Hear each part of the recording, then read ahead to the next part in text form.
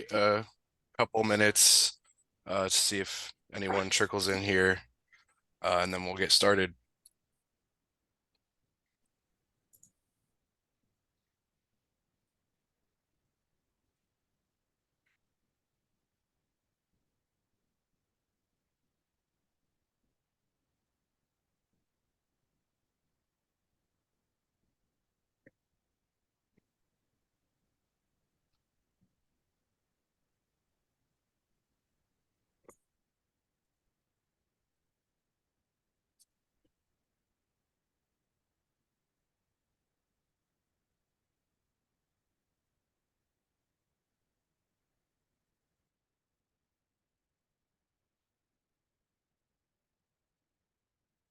All right, it's 3 after, so we can go ahead and get started here. Uh, Good to see everyone. Thank you for being here tonight. Before we get started, I would just like to ask everyone to mute themselves just so we can minimize any interruptions throughout the presentation tonight.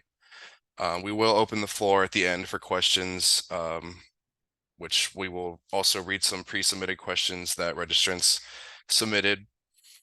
Also, if you guys could put your name, where you're from, what company or school you go to in the chat box, just so we can see where everyone's from, get to know each other just a tiny bit. My name is Alex Shore. I'm going to be moderating our session tonight. I have the pleasure of actually working with our presenter tonight at MS Consultants in Columbus, Ohio. So the goal of this speaker series is to highlight the stories of diverse leaders in the water industry, how their identity impacted their journey, and how they see diversity playing a role in the future of the water industry. After our presentation today, if you feel you would like to be a part of this and would like to help us plan future events, please feel free to reach out to us at the email at the bottom of this slide, and we would be happy to have you on board. And additionally, we're going to be we are recording this session, and it will be put up on our YouTube along with all of our past sessions that you are welcome to check out at any time. So this webinar series is a joint initiative between OAWWA Diversity Committee and the Young Professionals Committee. And the purpose of the Diversity and Inclusion Committee is to proactively promote volunteer and employment opportunities that encourage diversity and celebrate the mosaic of people who bring a variety of backgrounds, styles, perspectives, and beliefs to the water industry. And the Young Professionals Committee is actively pursuing the advancement of students and younger professionals and serves as a welcome mat for OAWWA and the water industry. Consisting of new and young professionals in the water industry, YPs are below the age of 35 or have 10 years or less of experience, but events are of course open to anyone who would like to come. And with that, I'm honored to present Anil Tangirala. He is the Director of Water Resources at MS Consultants in Columbus, Ohio. He is a professional engineer, certified floodplain manager, and ENVISION sustainable professional with 21 years of experience in water resources engineering.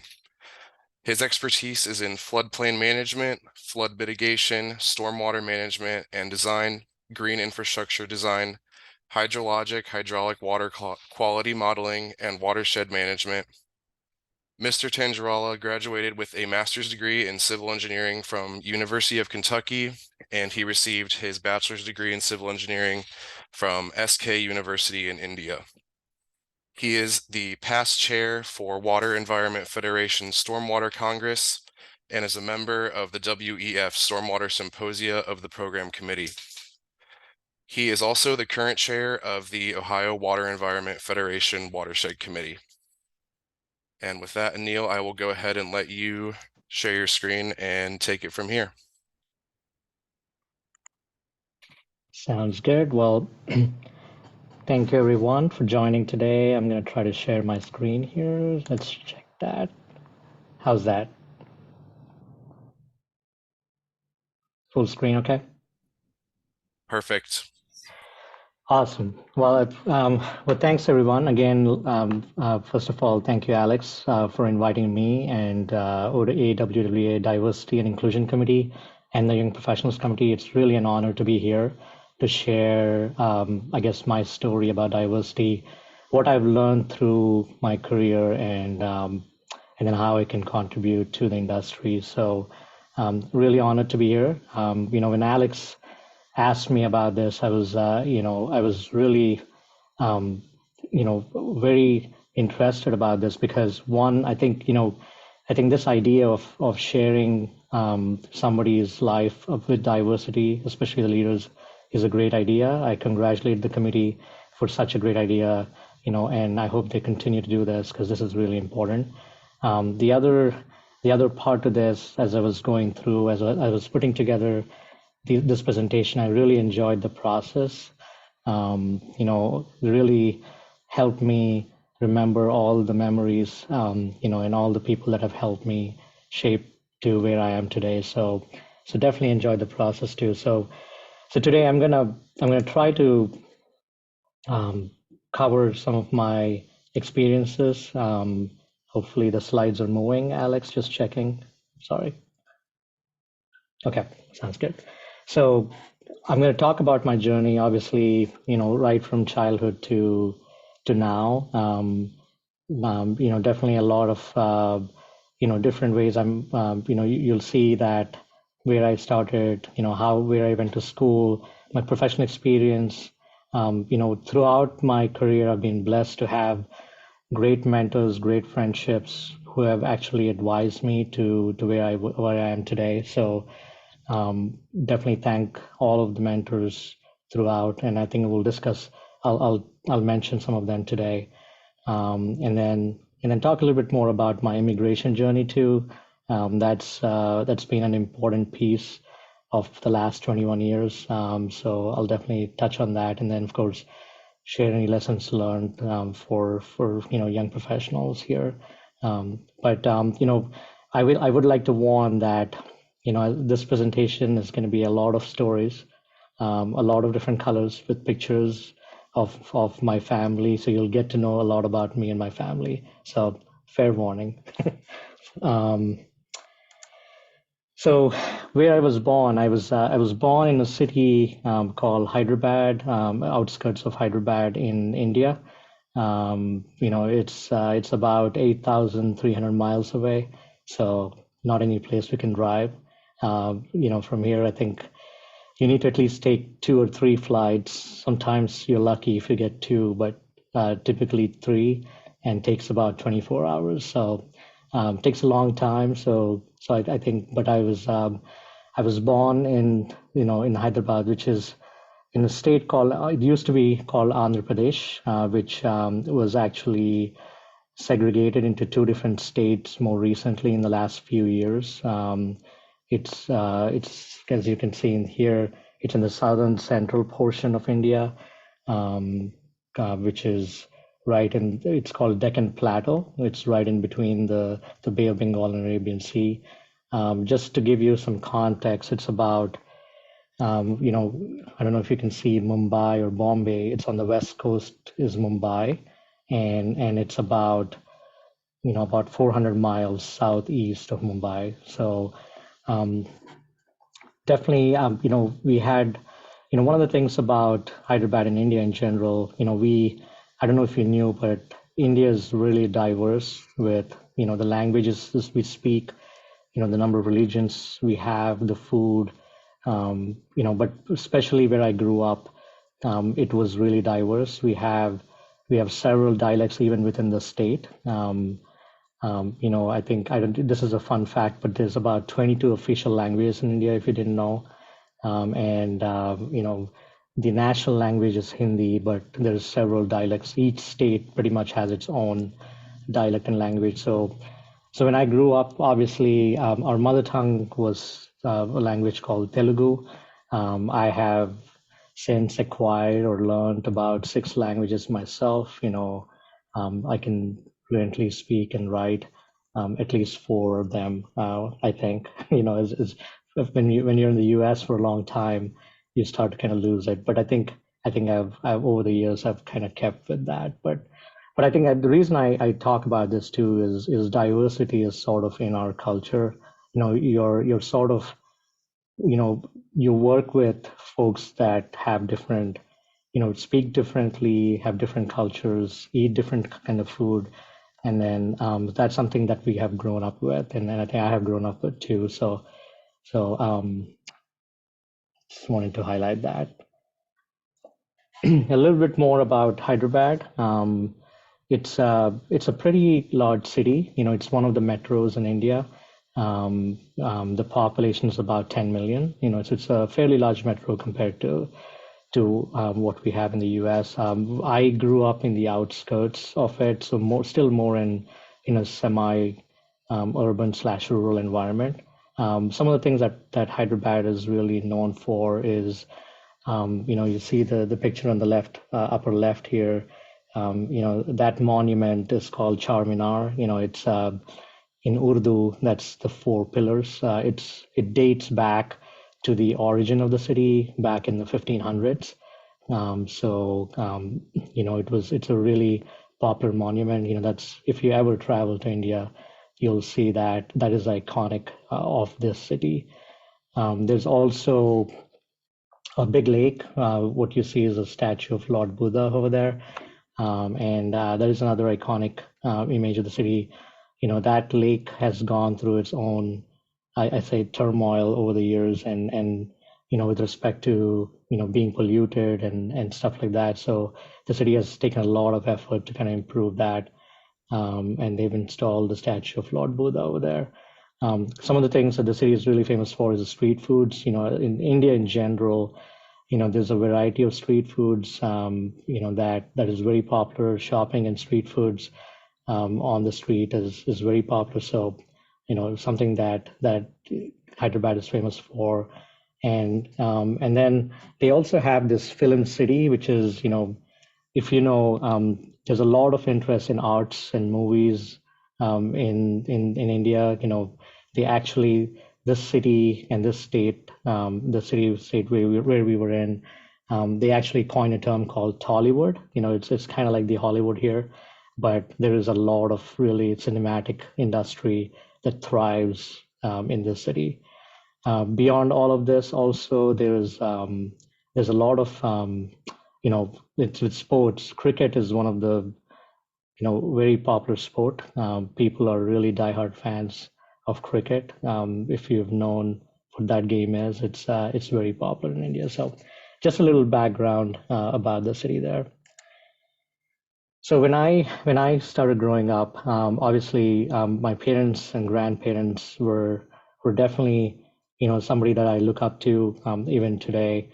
We were originally from a very lower middle class family, very humble background. My dad, he went through a lot of financial challenges through his adulthood. His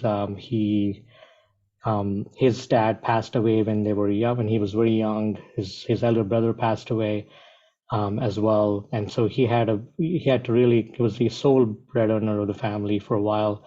Had a big family with 4 or 5 sisters, and had to get through their education.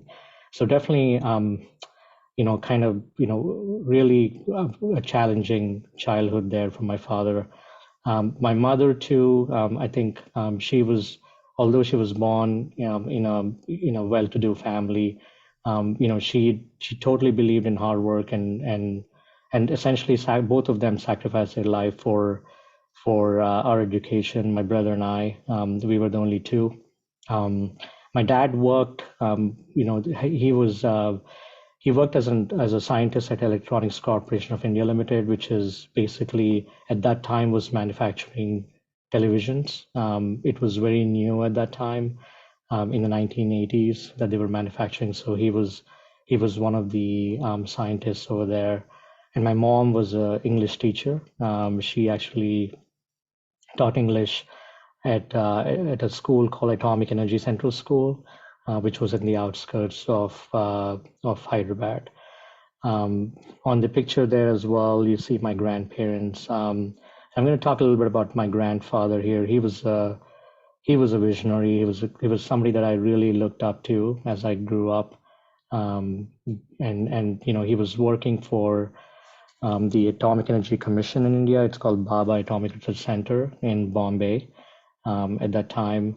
And my grandmother um, was a housemaker, but I think she definitely had a she and my grandfather. I used to spend a lot of time with them and learned a lot in my childhood. Especially as I mentioned about my grandfather, he actually he started the Atomic Energy Commission in India. So this was when India was trying to figure out the nuclear energy program. So he was one of the few who actually helped start that program for India. So he was a senior scientist over there. He and I used to have a lot of great conversations when I grew up, especially with science. He was very passionate with science and technology, and I still remember, him telling me about stories of how he enjoyed a visit to the U.S. In fact, he actually visited the United States back in the 1960s.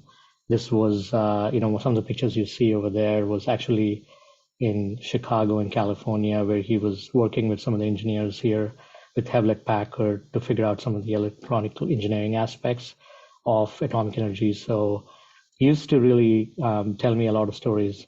And I used to really kind of admire his passion for physics to, I would say, till, he was expired, all the way to the end. I think he used to really have so much passion that he used to even research about physics, know about what's going on. So if there was something that I learned about passion, that was from my grandfather. But I also learned that was my first time I actually got exposed to United States and how the life in the United States is, what type of technology there is. So that kind of helped me form my dream to actually get here. Um, I'm going to say this, but if anybody has any questions, feel free to interrupt me. This is we don't have to be a formal presentation. I'm just trying to share the best, but feel free to interrupt me. Um, so as I went through my schooling, the high school that I went to was the same school where my mother taught. It was called the Atomic Energy Central School.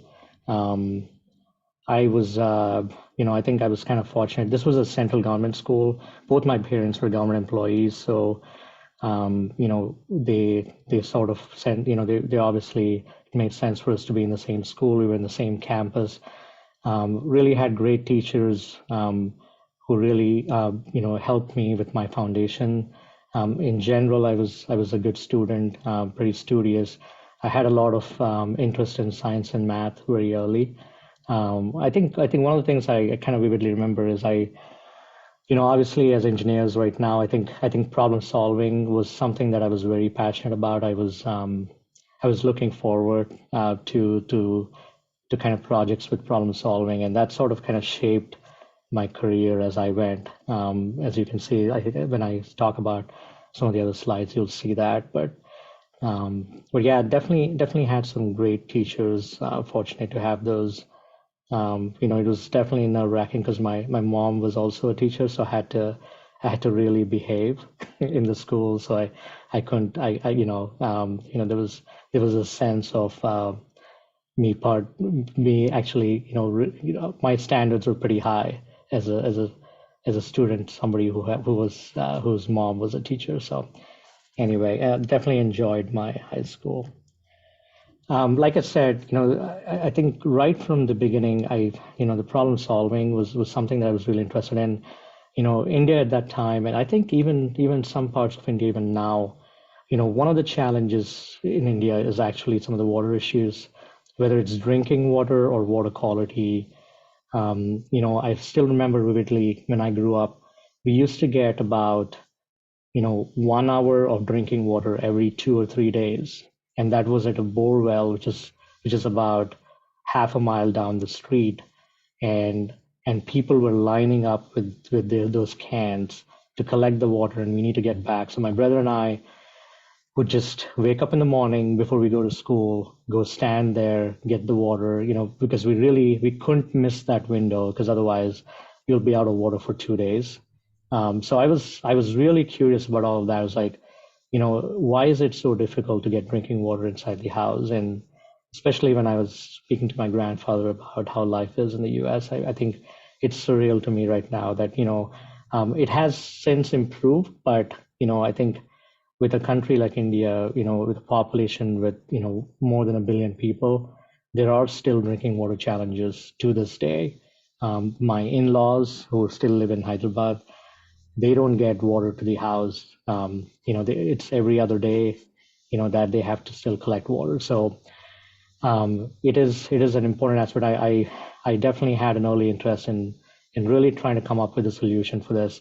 Obviously, it's I kind of learned very early that the political climate is it plays a lot of part in this, and that I need to really kind of get good education and then really master the subject to be able to help. So anyway, and that sort of led me into the path. After I finished my high school, I really was looking forward to doing engineering, obviously, and one of the things that really inspired me was trying to get into environmental engineering. That was sort of the closest with some of the interests that I had, and so civil engineering was definitely something that I was looking at. And this was SK University was about not too far from where I was. It was about a 3-hour drive, and so I got admitted, and it was a great school. It was a really good school for civil engineering.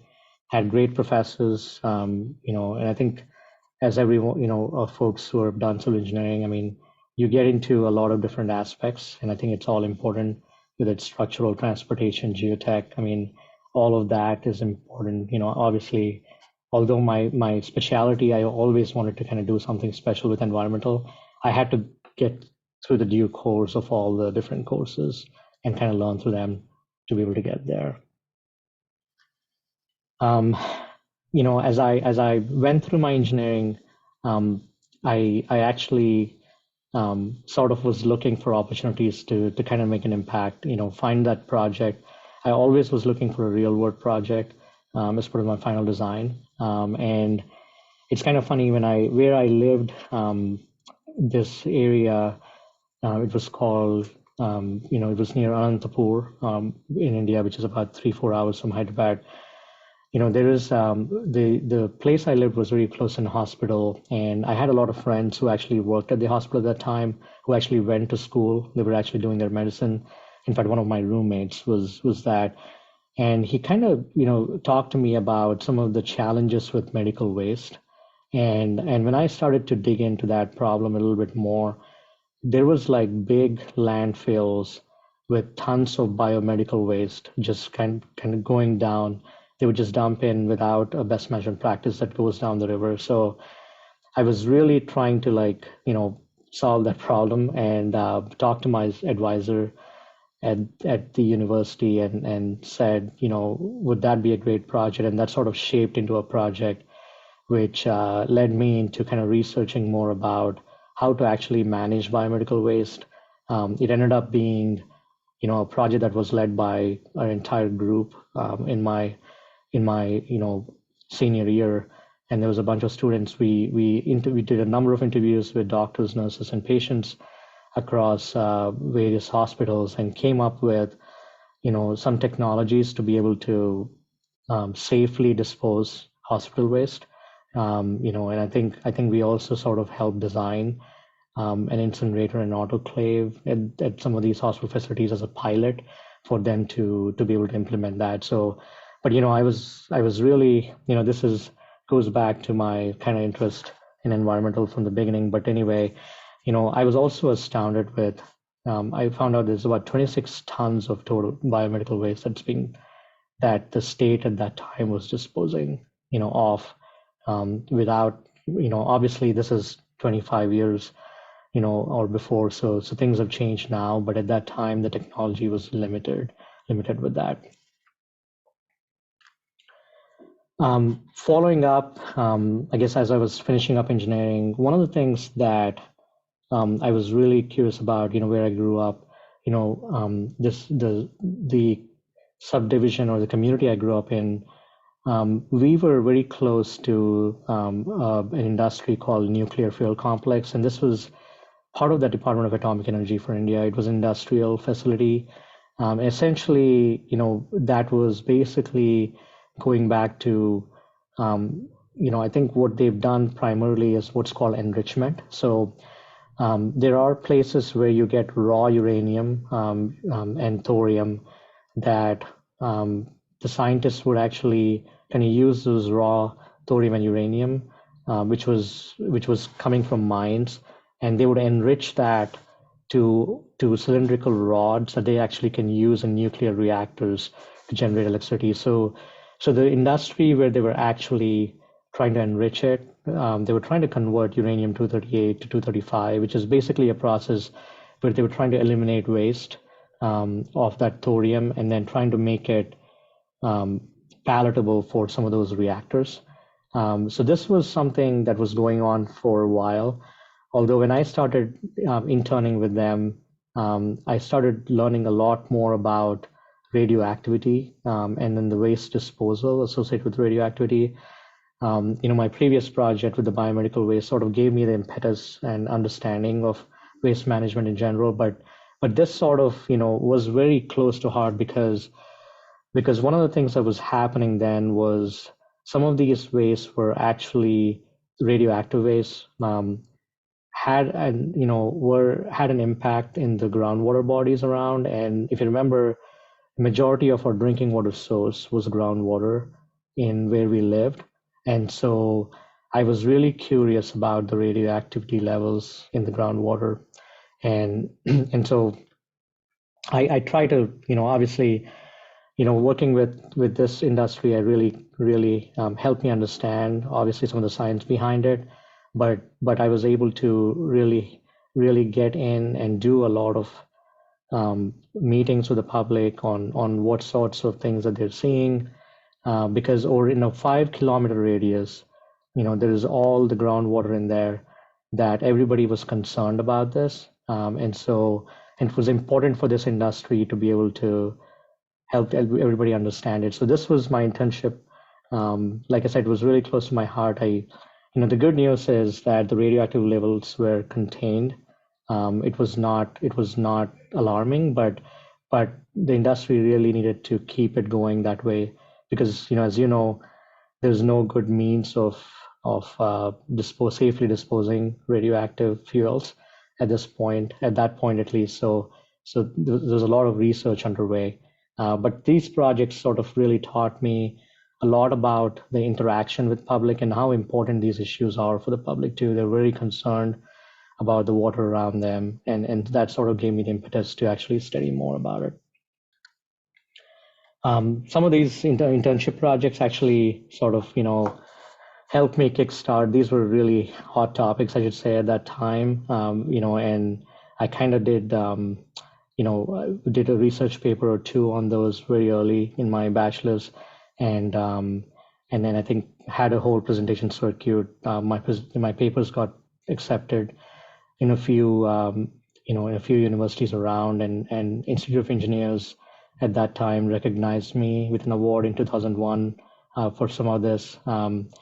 It was great to receive it from one of the ministers of education there from government of Andhra Pradesh, and it really helped, sort of help the college, the engineering college I was going to, was very proud too, because I think they were part of these projects as well. Right after my engineering, that's when I had, like I said, when I started with my grandfather, I really had a dream to come to the U.S. So I decided to pursue my master's degree, focusing on civil engineering and environmental engineering at University of Kentucky. I applied to several schools. Kentucky offered me, I should say, some scholarship to get in, so that was a good start for me, really, to be able to establish myself and learn more. Because with civil engineering, I was really focused with with my bachelor. So this definitely gave me an opportunity to learn a little bit more about water resources and then do more.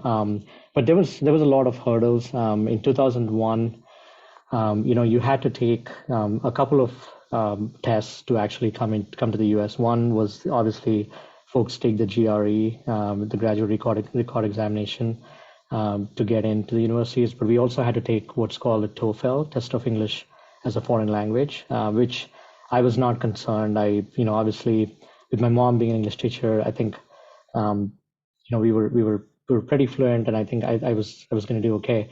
But one of the big challenges was trying to get a visa to the U.S. at that time.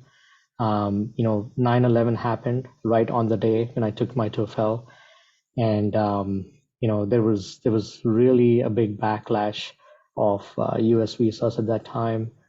So it was nerve-wracking to actually go to the consulate to get a visa.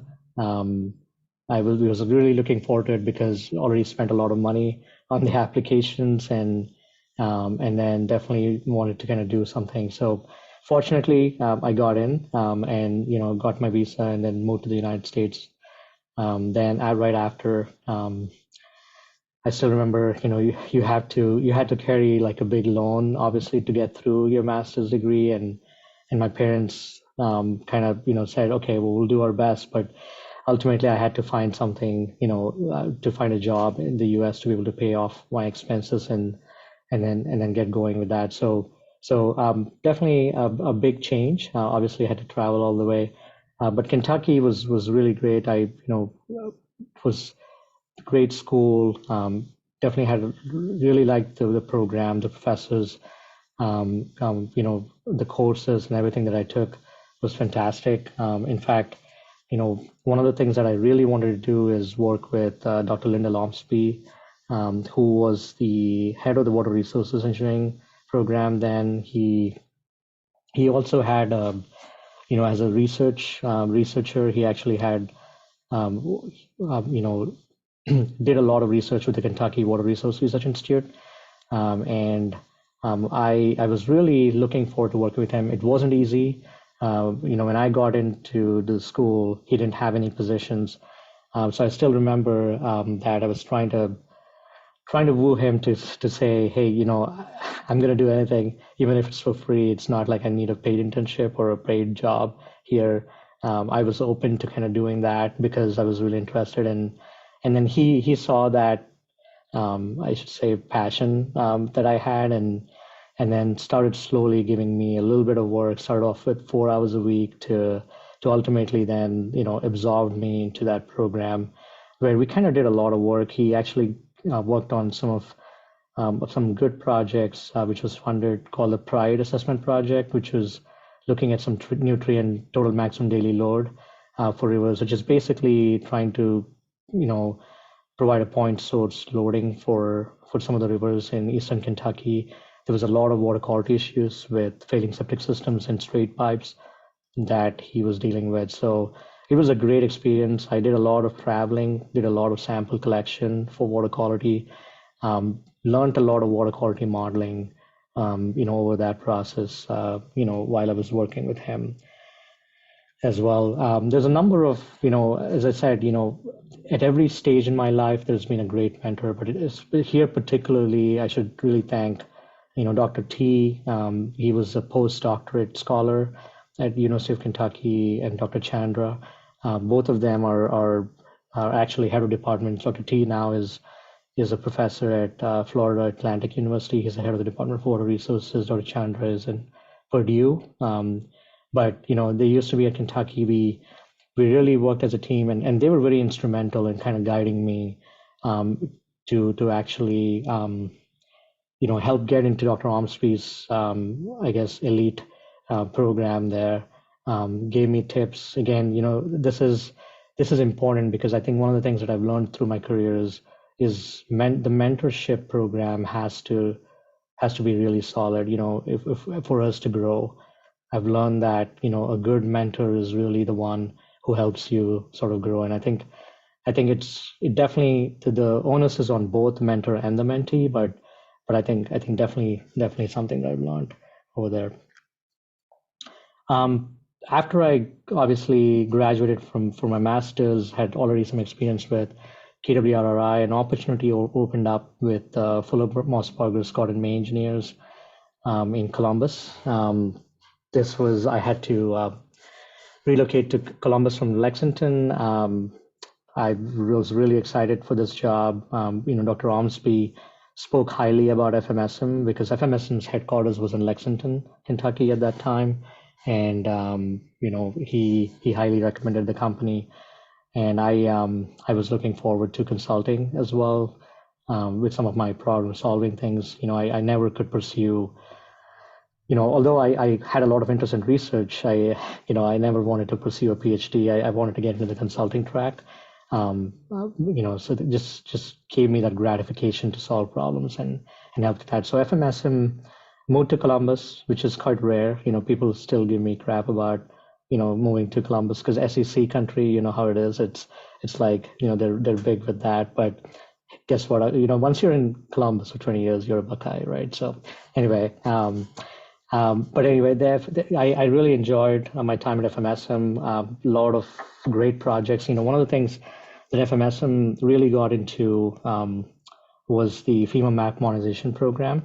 That was a big project that they were working on across different states, actually different counties in Ohio, but eventually got in different states. So I rose from a project engineer all the way to a project manager while I was at FMSM. I still remember my first project, and I think, one of the things I want to mention is it's the South Fork Watershed study. Gosh, I mean that project. I'll tell you what. Some of those issues with that project is something that I'm still kind of working on. So hopefully we'll solve their problems one day coming up. But just tells you like how long some projects can be in our career. But yeah, no, I think I've been working in that watershed for a while. But yeah, again, definitely had some great engineers and coworkers I worked with. In 2008, as I was working through FMSM, we got a word that we were acquired by a company called Stantec.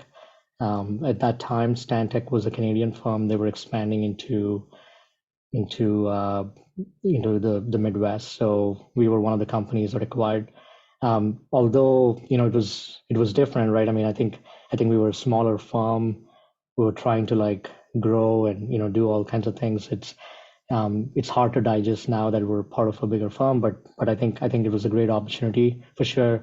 Definitely helped me expand and diversify. I looked at that as an opportunity, and that helped me diversify and work on various other types of projects. Blueprint Columbus was actually the beginning of the start of the Blueprint Columbus program was when I was at Stantec and continued through now with MS, but definitely enjoyed my time over there again with a lot of great coworkers.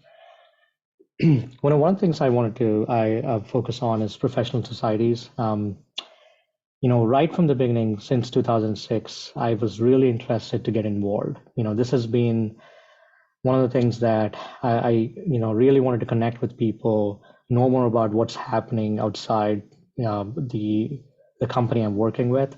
And I really have to thank a few colleagues of mine, Laurie Chase in particular. She was a great mentor. She definitely was the first one to introduce me to the Water Environment Federation and OWA here, Ohio Water Environment Association, back in 2006. She was very active then, and I was really inspired with what she does and kind of continue the path. If I remember back, I was like with the very few where we started the Young Professional Committee for Ohio Water Environment Association back in 2006. It was kind of funny. Like we were like a group of 3 or 4 went to lunch and said, "Hey, we don't have a Young Professionals Committee. Maybe we should start one." And that was really the birth of that committee at that point. So this was way early then, but definitely, obviously went through that, was really involved in the WEF national committees early with the Students and Young Professional Committee over there as well. I think I should thank some of the employers who actually invested in me on that because it really paid dividends. At the end of the day, all my friendships and relationships I've formed over the years are through these committees. and so that really helped. I still enjoy it. I'm still continuing to be part of the WEF Stormwater Congress. I actually am. I review their WEF Tech abstracts every year. I kind of help put together the program for WEF Tech even now for the stormwater. So um, definitely learn a lot. And I encourage, if you're young folks, young professionals on this call, and you're thinking, hey, why am I investing my time? It's really worth it. So I highly recommend that you invest your time in professional societies. As I went through, one of the I guess I should say accolades I received was Kentucky, University of Kentucky. I got nominated for this Young Engineer Award. This was a surprise. I had no idea. One of my I should say, ex-colleagues and a good friend submitted my nomination. To this, and ultimately they selected me. So 2014, received this award. On this picture, I think this was back in Kentucky when I went back and received this award much after, more than 12 years after I actually left the school, and was very happy to see everybody there. But more importantly, my parents flew in for this one. That's my family there as well. My wife, my son, my brother, who and his wife, they live in Cincinnati. So they all came in. It was really nice to have everybody around to receive this award. Um, Gosh, look, those kids look so small, and they're all grown up now. But yeah, yeah. Anyway, so joined MS in 2013, I believe, as a technical services manager. MS at that time was looking for somebody to lead the water resources group here in Columbus. So I've really had the privilege to work with a number of great colleagues. So many of them are on this call. Continuing to work with them, really kind of rose up the ranks from TSM all the way now to where I am. And more importantly, I think the team we have is really amazing at MS, and the people we work with. It's a great culture, and I've really sort of embraced and worked on a number of innovative projects, which I'm going to quickly kind of go through. I know Alex, and hopefully I'm not over the time here, but I'm going to try to be quick. You're good. Um, Take your time. okay, but anyway, so we have offices in Ohio, Pennsylvania, right now in North Carolina. So I think I oversee all of the offices water resources work. But I was really fortunate at Mass. I think I've worked on some really great projects. Some of you are familiar with this, John O'Dowd Reservoir. This was one of the hallmark projects for MS, award winning. This was one of my first projects at MS that I worked with great colleagues here. 7071 here in downtown Columbus. That's another great project. It's although transportation, there's a number of things on water resources that need to happen with transportation too, because they, usually cross rivers, usually need post-construction stormwater management, erosion sediment control. So I came up with some innovative techniques for this project as well. Blueprint Columbus, I touched a little bit about this before, but we've been working on like at least 4 or 5 design projects for Blueprint. This one is actually starting construction this year. Really excited about that. There's this one we're converting, doing a large bioretention boulevard and permeable pavement streets in Hilltop. So this would be a great landmark project. And more importantly, this project is actually in some of the I would say economically depressed neighborhoods, and so it's really gratifying to see that it will actually improve the quality of life over there for sure. Another great project. This was the first design build project, which is called the Southern Ohio Veterans Memorial Highway. It's about a 16-mile highway that MS has been involved in sort of having to complete design and construction within 2 or 3 years. It's unheard of. Projects of this scale actually happen, take 15 or 20 years. So we were really part of working with a contractor, and there's like, I don't know, there's like 25 detention bases and some really large stuff that we designed. We really worked hard. Our team really worked hard on this to be able to complete it within that time. and many other projects too, sustainable projects that we've worked with, provided us with like, I think, been like fortunate, like I said, to work with team members who have the same passion and who really are who want to work on these type of sustainable projects. This one is actually a project that we did. It's called the BioTreat Ranch. It's built in City of Defiance, actually right at Defiance College. It's a combined sewer overflow project where we're combining the bioretention and the permeable pavement sides. And it's actually one of my colleagues was out there just last week, and it's working great. So those kind of things help even better because you're not just designing and constructing. Help gives you the gratification that it's actually working as well. So I think I should, again, this was another ACEC award that we received recently for a project. My colleague, Justin Kearns, and myself, we've been working on some research projects for ODOT. And 2023, just this year, has been great because we received our Engineering Excellence Award for this one.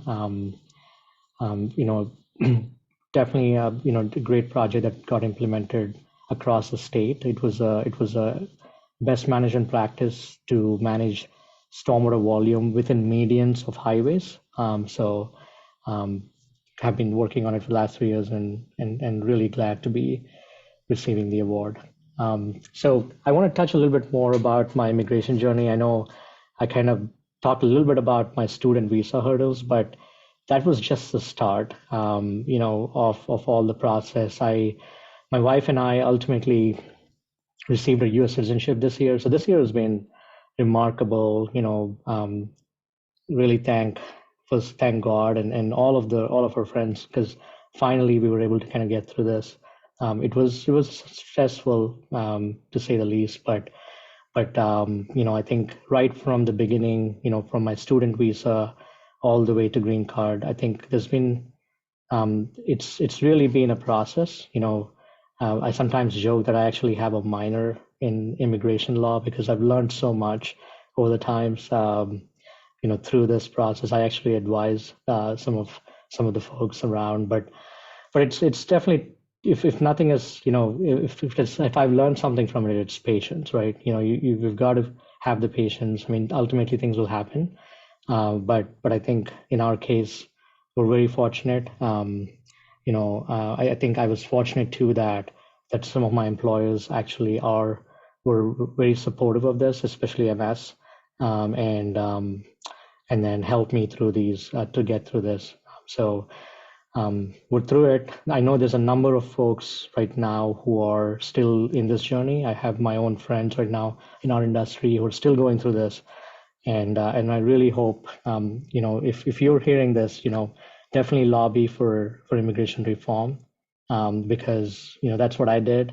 It was very surreal. I actually had to, as part of getting the award for ACC, I was requested by ACC to do be part of the Senate committees, or not committee, but I guess visit the Senate, some of the Ohio senators and some of the other state senators to lobby immigration reform. It's very important, especially with where we are right now with workforce development. I feel like we're looking forward to more engineers, there's more infrastructure projects out there. It is an important item that we need to lobby for. So I was fortunate to be with everybody this summer, and I think ACC is doing a great job in trying to help through this effort. Cannot thank enough my family there. My wife Sailaja, she's been a pillar of support all through. She works for Nationwide Insurance here in Columbus. She's been there for more than 20 years. Definitely a great employer to work with. And she's been through ups and downs with me, especially with the immigration process. It's been rough, but she really kind of stood with me on that. My son Arya, he's an 8th grader now. Keeps us busy. He's a good kid for sure. Definitely keeps us busy and has a bright future if he works hard. Like I say the same thing. But anyway, I think he's in a good place. So very happy with our family here. Finally, I just wanted to mention a little bit about diversity, what my thoughts are about diversity. I want to, I know we talk about diversity a lot. We really want to embrace diversity. We know we do. Some of the things that I think will help us is, we all have to be empathetic. And I was actually looking at the definition of empathy, and empathy is the ability to put ourselves in the shoes of others. And when we do that and we really understand what the other person experiencing, I think that helps us understand what that person is. And I think the way I have really learned how to be more empathetic is obviously by listening more, by being curious and understanding other people's perspectives, giving them, that having them to say and us listen more. And one of the things I say, and this is something I tell my kid too, is volunteer. Volunteering actually helps us really, develop that empathy to create, to again help the diversity as well. Some of the other things is inclusive culture. Obviously, we need to create a culture where every voice is welcome, and respected. Obviously everybody's ideas matter, and I think that's how teams grow. And this is something that we implement every day in our teams at MS as well, is have that inclusive culture, and embracing change. I mean, without saying it goes, I mean, we have technology is rapidly changing with AI and many other things coming up. So we need to embrace that change. We need to be, um, we need to really kind of look at what the future holds and how we can change and not go back to this is how I've been doing things. That really sort of helps us set back on a lot of things. So that's another thing I feel like is important. Mentorship, I touched on that. I've been fortunate to have great mentors. I currently also am a mentor. At MS, we have a women mentorship program that I'm currently a mentor for somebody as well, and I really honor that, being a mentor. And I'm still a mentee. I still have some other mentors who actually mentor me. So I think we need to embrace that whole aspect of mentorship and workforce development. I think our industry is in a juncture right now where we really are looking for young workforce because there's so many other problems to solve and a lot of infrastructure that is coming to us. So it's everybody's responsibility you know to carry or to say something about engineering and how important it is. Um, and I think has to start at the grassroots level with middle school and high school. So we need to do our part in trying to develop workforce and the betterment of the entire engineering. With that, Alex, I think I'll take any questions. Yeah, thank you so much. That was great. I'm gonna steal or I guess you have a questions thing up with your contact info, so we'll just Yeah, leave that that's up because fine. that you can leave yours up actually. That Okay. has all your contact info, so that would be great in case anyone wants to reach out directly with anything. But yeah, we're gonna start with pre-submitted questions that registrants gave when they were RSVPing for this event, and then we're gonna open it up to everyone else. So our first question was, what are your biggest challenges to effectively manage your time with your career or your day-to-day job? Yeah, so yeah, that's time management is one of the most important things as you learn through the career. One of the things, I mean, I've learned very early is as I've grown my ranks through consulting, the only way I realized very early that the only way I get into the next role is if I can actually manage the time better in my previous role. So I think it just starts, and it starts with trying to really know how. There's two things that goes on. Like when I see this as a prong cycle, right? When you're an individual performer, it's what you do to prioritize your action items daily. The first thing I do even now is sort of kind of come in the morning and then see what are the priorities, because there's going to be a lot of things that we'll get distracted into. And as you grow up your role, I feel like it's only going to be more. There's going to be a lot more things that come in, but it's really trying to prioritize, and making sure that we get the things done, and that gives you confidence over the day, right? The same thing I tell my son is like, you just have to kind of write it down, get through some things, and that gives you confidence to finish up and then do more. So it's simple habits that we need to develop. And some of the things that I still do is really prioritization of tasks. Great. Um, our next question is, what systems do you commonly use for modeling in your job? Yeah, I think modeling is something that I've been working on. It depends on what kind of problems I'm solving. I do a lot of flood mitigation projects, which involve doing riverine, hydrologic, and hydraulic models. So for hydrology, I use some programs that are called HMS. It's a software that actually is used to simulate rainfall and runoff for a watershed. For hydraulics, we use a program called HEC RAS, which is basically a program that the Army Corps uses um, for basically figuring out, how high the water surface elevations get during a flood. There are advances in that with you can actually do it in a one-dimensional model or a two-dimensional model, but then we also work on projects where we're trying to solve more urban flooding with interior drainage, and everything. So we use a program called SWIM, SWMM, Stormwater Management Model. So it really depends on the type of problem we're solving. If it's more water quality related, I've used some other tools that are more, water quality based, pollutant based models that simulate, suspended solids, whether it's nutrients, and such. There are several models for that. It's called basins. There's HSPF. So there's a number of different models out, but more importantly, I kind of tell everybody this. I say all models are wrong, but some are useful. And I know it goes without saying that we're engineers, so we need to kind of use the model, with our expertise and not just look at the results, of the model and kind of like submit it as is. So Great, cool.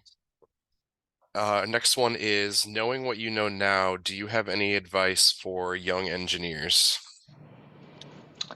yeah, I would say find a mentor, network. The more network, find a way to network, whether it's through professional societies or other ways in the industry, and then three, um, I think be curious. I would say be curious because I think every time when your curiosity develops, that's when you try to like do something new, and there's never a dull day. Let's just say that. Yeah. We're gonna go ahead and open it up to the floor, to you guys. I see Amy, it looks like you have your hand up if you would like to go ahead and ask your question. Okay, can you hear me okay? Yep. Yes. Okay. All right. So I kind of stumbled into this webinar by accident and I thought it was going to be about something different. But when you said in the beginning, I'm just going to tell you about my life, I was like, I'm going to sit in on this. And I thought this was lovely storytelling and you brought humanity to the subject. And, I feel like I'm walking away like I learned more than if you were like just spouting statistics about stuff. So this was a really nice hour of my evening. Thank you. I appreciate that. Sure. We appreciate you being here. We're welcome anytime.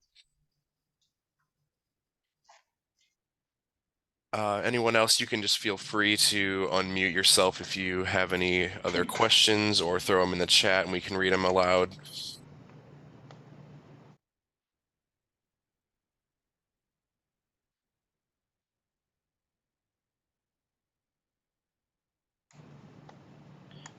And if not, doesn't look like anyone has their hand up or anything. So I think we can go ahead and bring our speaker event this evening to a close. I am going to share my screen really quick one last time just to show everyone the details for our next event, which is going to be held. In case you weren't sure, we had or didn't know, we have bi-monthly events. So our next event is going to be held January 11th, and we are going to be hearing from Bick Boyles from Delaware County Regional Sewer District. So we hope to see you all there, and thank you again for coming. And of course, thank you, Anil, for sharing with us and for being here. Hope everyone has a great night. Thank you all.